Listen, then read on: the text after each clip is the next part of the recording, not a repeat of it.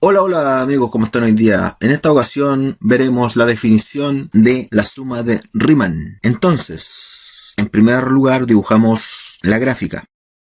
Y luego escribimos la integral definida en el intervalo a, b de la función f de x diferencial de x es igual al límite de la sumatoria desde i igual 1 hasta n de la función f de x sub i asterisco por delta x sub i. El límite es el máximo delta x cuando tiende a 0. Luego, el intervalo lo señalamos como A, el inicio del intervalo, y el final del intervalo mayor lo denotamos con la letra B. El inicio del intervalo también es llamado x sub 0. El fin del intervalo mayor es llamado x sub n. El fin del primer intervalo, desde x sub 0 hasta x sub 1, es igual a x sub 1. Luego escribimos x sub 2, x sub 3, hasta x sub n menos 1. Entonces, cada subintervalo se denota con la letra griega delta x sub 1, delta x sub 2, delta x sub 3. Cada subintervalo tiene una longitud, una base específica. Entonces, decimos que delta sub 1 es igual a x sub 1, que es el final del primer subintervalo, menos x sub 0. Corresponde entonces a la longitud del subintervalo inicial. Delta x sub 2 es igual a x sub 2 menos x sub 1 hasta llegar a delta x sub n. Luego, si nosotros miramos la figura o la gráfica, nos damos cuenta que se forman n rectángulos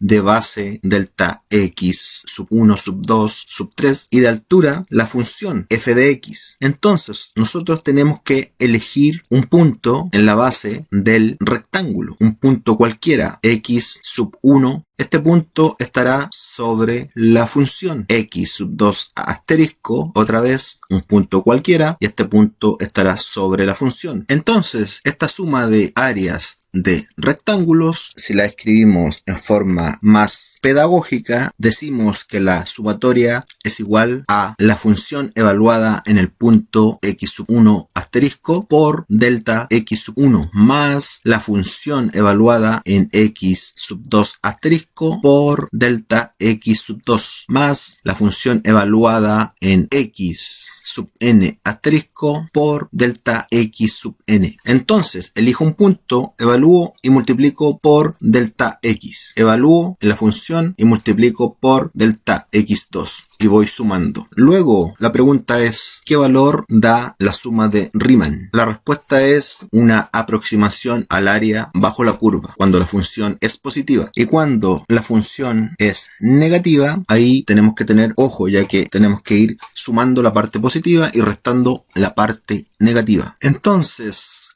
cuando la aproximación se convierte en el área exacta bajo la curva, es cuando el máximo delta x tiende a 0, por lo tanto, cada subintervalo se hace más pequeño, cada base del rectángulo se hace más pequeño, se convierte en un rectángulo más y más delgado. Por lo tanto, si nosotros a la sumatoria comenzamos desde 1 y lo terminamos en infinito, esto se convierte en el área bajo la curva. La suma de Riemann se convierte en el área bajo la curva, que es igual a la integral definida en el intervalo AB de la función f de x diferencial de x. Luego, al ir aumentando el número de particiones, el área se hace más exacta. Entonces, si a n, por ejemplo, le damos el valor de 50, nos queda como se dan cuenta, el área cada vez es más exacta. Obviamente decimos que el área es más exacta solamente con mirar la gráfica cuando nos damos cuenta que existen menos vacíos entre el número de rectángulos y la función o la curva que representa la función f de x. Mientras existan menos vacíos, el área será más exacta. Y finalmente, cuando el número de subintervalos n tiende a infinito, se convierte en la integral definida de la función en un intervalo dado. Esta integral representa el área exacta bajo la curva de la función dentro de ese intervalo.